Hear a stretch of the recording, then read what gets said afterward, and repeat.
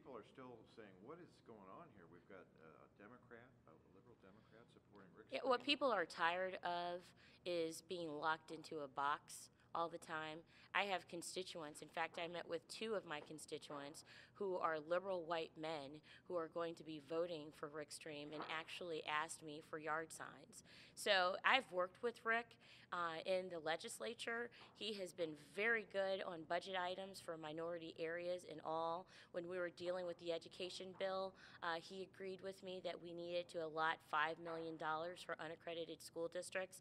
And I don't have a relationship with Steve Stenger. He never once called me during the primary. I never came out to endorse Charlie Dooley or Steve Stenger, and to not have that phone call during a primary, it was concerning to me because I never pledged my allegiance to any group.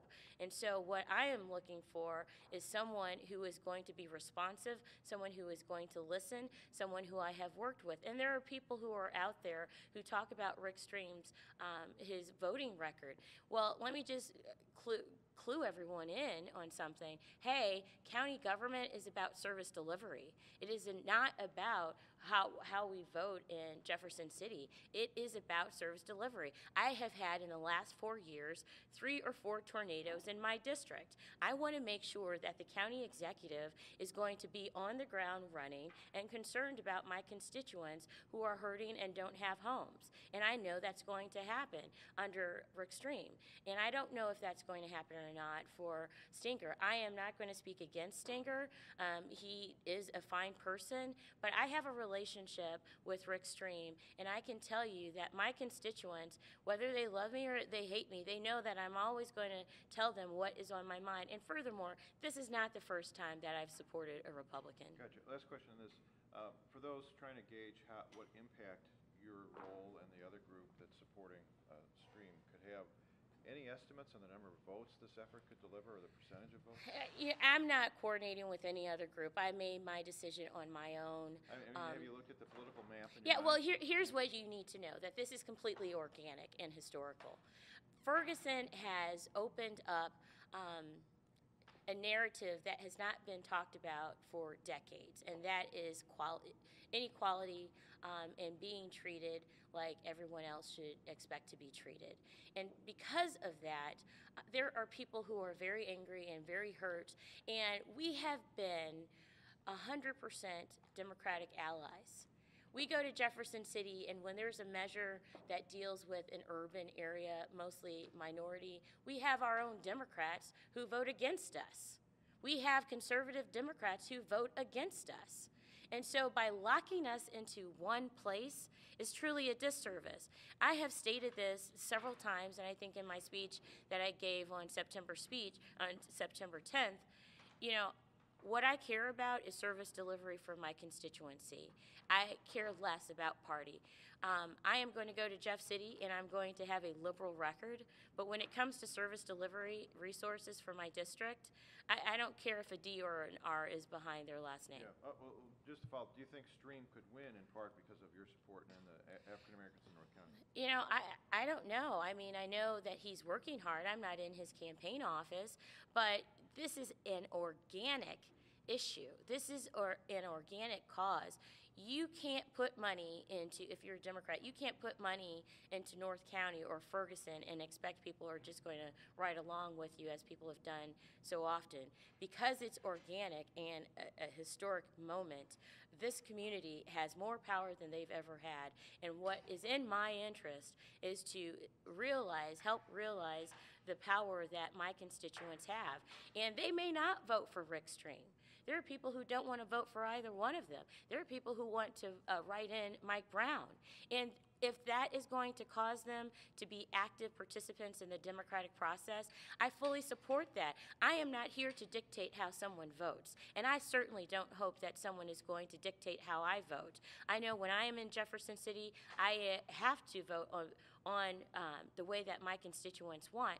But when it comes to that ballot box, I get to make the decision, and my constituents get to make their own decision. What we want, the biggest education that we are trying to do right now is for those who have been disempowered, who have not been actively engaged in the democratic process. I want them to be engaged. If they want to write in Mike Brown, go ahead. If they want to vote for Rick Stream, go ahead. If they want to vote for Stanger, go ahead. It is not up to me to tell them what to do.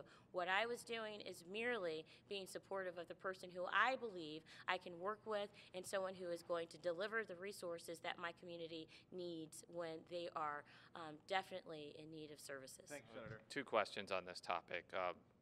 And you might have alluded to this before, but Stanger has been criticizing Stream for various votes, including votes on abortion and gun control. Are you saying that those are kind of non sequiturs when it comes to county government, or do you think that's an important thing to look at? Yeah, those votes have nothing to do with county government. I voted against those measures that Rick supported, but that does not mean that we cut off any relationships. I work with people all the time. There are 9 Democrats in a body of 34 senators, and the biggest bill that passed this year was an education bill, and I basically wrote most of it. And if I was only working according to party line, I would have never passed that bill. It takes a group of people who are willing to put differences aside to be proactive and productive. And I think that's what the world wants. That's what America wants, is for us to work together. Instead of focusing on differences all the time, focus on the areas where we can agree. And one of those areas, I'm telling you, I've had 2 people killed in 2006 or 2008 when we had the floods in University City. I've had multiple tornadoes in my district. I've had several natural catastrophes in my district. And so I just want to make sure whoever is going to be in that seat, the county executive, they're going to be all about service delivery. That is the bottom line, service delivery. And the other thing, I was just kind of scanning Twitter for the reaction, and it wasn't as harshly negative as when, Hazel Irby and Courtney Curtis endorsed. But one of the things that somebody pointed out, that when you endorse Mike Givens and Chris Carter and Joe Adams' opponent, they all lost, basically trying to say that your endorsement hasn't always been the magic touch. How do you respond to that? Well, you know what? It's just kind of like Rex Singfield. Sometimes you win, sometimes you lose. And I can tell you the battle that has been lost is Democrats actively engaging in black society here in St. Louis. And so that has now come to bear. And there are people who I can't control in my district who are not happy with the Democratic Party. I can't help that. It's because there's been a lack of attention by the rank and file of the Democratic Party, mostly white, who has completely disregarded. And I will tell you, in the whole Ferguson situation, I have more Republicans who are calling and coming to the district than Democrats. And I mean, I never thought that would. In fact, 4 o'clock this morning, I was talking to a Republican who worked in the Capitol who's going to be sending from a different state resources to my constituents so that they have better resources that I can't provide. So that's the reality. If there's some who have been there. Coster has been great. Claire McCaskill has been amazing. But what about the other rank and file? They've not been there.